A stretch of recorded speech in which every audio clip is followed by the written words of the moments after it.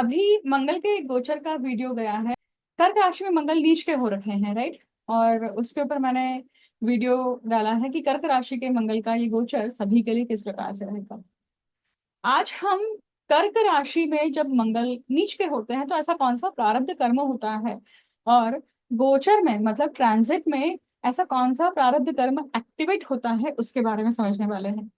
क्यों? क्योंकि ये गोचर चल रहा है, और ऐसे समय पे अगर जातक को उसके प्रारब्ध कर्म कर्म फेस करना है, उसके सामने खड़ा होने वाला है वो कर्म, तो वो क्या तैयारी करके रख सकता है, कैसे उसे आइडेंटिफाई कर सकता है, उसके बारे में आज मैं वीडियो में बात करने वाली हूँ।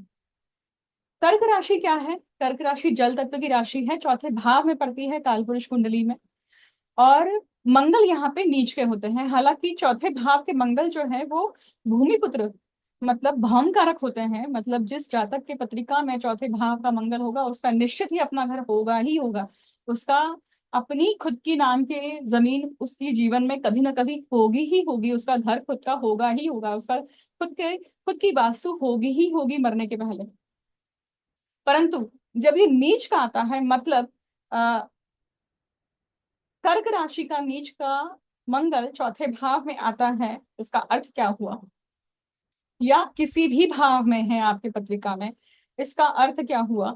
इसका अर्थ ये हुआ कि जातक ने गत जन्म में भूमि से संबंधित कुछ न कुछ दूषित कर्म किया है।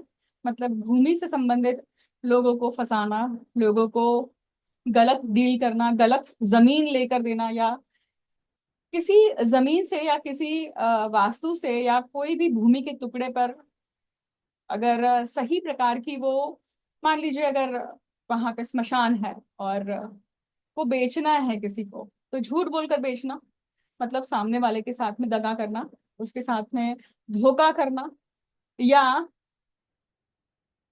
कुछ बोलकर कुछ और थमा देना हाथ में। मतलब जो आपने उस सामने वाले को इन्फॉर्मेशन दी है वो गलत इन्फॉर्मेशन दी है और सत्य छुपाया है। इस प्रकार के दूषित कर्म जब वो वास्तु या भूमि से संबंधित करता है तो भी मंगल नीच का होकर आ सकता है पत्रिका में, और उससे वो कर्म बंधन या प्रारब्ध का कर्म दिखाता है। अब घर में क्या हो सकता है? जब मंगल खुद चौथे भाव में नीच के होकर चौथे चौथे भाव में है, कर्क राशि में है, तब क्या किस प्रकार का कर्म? तो माता के साथ में उसने गलत तरीके का बर्ताव किया है, माता को कष्ट पहुंचाया है। उसके कारण भी ये कोई भी जातक जिस प्रकार का कर्म करके आया हुआ है गत जन्म में, उसकी पत्रिका में ये आ सकता है। तीसरा रीजन ये हो सकता है कि जब कर्क राशि का नीच का मंगल आता है तो उसने घर में वास्तु में गलत प्रकार के कर्म करे हैं। अब वास्तु में गलत प्रकार के कर्म करने के लिए केवल अकेला मंगल पर्याप्त नहीं है यहाँ पर। अब इस मंगल के साथ में शनि आ जाए, राहु आ जाए, केतु आ जाए। मंगल और केतु अंगार योग है, मंगल और राहु भी अंगार योग है।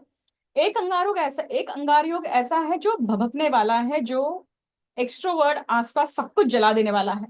और एक अंगार योग मतलब विरक्त अंगार योग बोलते हैं मंगल और केतु को। मतलब एक ऐसी अग्नि है जिसके कारण व्यक्ति अंदर ही अंदर जल रहा है, अंदर ही अंदर उसे अल्सर भी हो जाता है, अंदर ही अंदर उसको अजीब प्रकार की डिसीजेस भी हो जाती है। ठीक है। अलग अलग पद्धति से व्यक्ति अपने प्रारब्ध के कर्म भोगता है।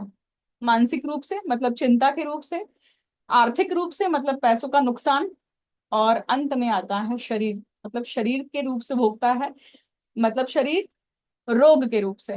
अब ये मंगल जो है, जब व्यक्ति घर में घृणित कर्म करता है, मतलब घर में रेप करना, इंसेस्ट रिलेशनशिप करना, या अपने ही घर की महिलाओं पर अत्याचार करना, अपने ही घर में भूमि से संबंधित किसी विधवा को, या किसी स्त्री को जो अपने पति को गंवा चुकी है उसके साथ में गलत कर्म करके उसकी जमीन हड़पना, बहुत सारे ऐसे कर्म आते हैं यहाँ पर याद रखिएगा कि केवल अकेला मंगल यहाँ पे पर्याप्त नहीं है उस चीज के लिए।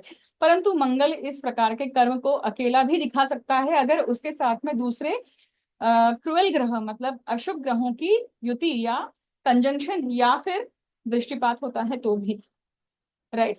तो बहुत सारे कॉम्बिनेशन हैं। आपको क्या समझना है यहाँ पर? आपको ये समझना है कि हाँ, मोटे मोटे तौर पर घर से संबंधित इमोशन से संबंधित, किसी के इमोशन से संबंधित घर में, अब ये मंगल कौन से नक्षत्र का है? अब कर्क राशि के में 3 नक्षत्र आते हैं, राइट? तो ये 3 नक्षत्र जो है, जैसे पुष्य नक्षत्र है या पुनर्वसु है, तो इन नक्षत्रों में जब ये मंगल होते हैं तो फिर किस प्रकार के प्रारब्ध कर्म और ज्यादा सटीकता से श्योर हो जाते हैं, मैं उसके बारे में अगले वीडियो में बात करूंगी। अगर आप इंटरेस्टेड हैं उस चीज को समझने के लिए, जानने के लिए, तो मुझे जरूर वीडियो के कमेंट सेक्शन में बताइएगा, मैं उस पर भी एक वीडियो बनाऊंगी। अगर ये स्पेसिफिक युति आपकी पत्रिका में है या ये स्पेसिफिक योग आपके पत्रिका में है, स्पेसिफिक ग्रह आपकी पत्रिका में है, तो ही ये वीडियो आपके लिए है, हर किसी के लिए नहीं है ये। क्योंकि मैं प्रारब्ध की सीरीज पे काम कर रही हूँ, या प्रारब्ध आप सभी के सामने रखती जा रही हूँ, अलग अलग पद्धति से आपको समझाती जा रही हूँ। हर किसी को समझने में इसको वो स्तर होना चाहिए, या अगर वो स्तर आपको लाना है या आप अपने अंदर वो समझ डेवलप करनी है, तो सबसे पहले पहले तो पेशेंट होकर समझना सीखना, सुनना सीखना पड़ेगा, राइट? कि ऐसा क्यों बोला गया है। क्योंकि ये सभी सूत्र या ये सभी जो स्टेटमेंट्स हैं, ये मेरे खुद के हैं ही नहीं, ये ऋषि मुनियों के हैं जिन्होंने ये सूत्र लिखे हैं। मैंने वही सूत्र आपके सामने सिंप्लीफिकेशन या सिंप्लीफाई करके आपके सामने रखे हैं, राइट? तो ये सूत्र किन किन के हैं? तो ये वशिष्ठ ऋषि के सूत्र हैं, पराशर ऋषि के सूत्र हैं, नाड़ी ज्योतिष में है, नारद संहिता के सूत्र हैं, राइट? इसी प्रकार के वीडियो को लेकर वापस से आपसे जल्द मिलूंगी।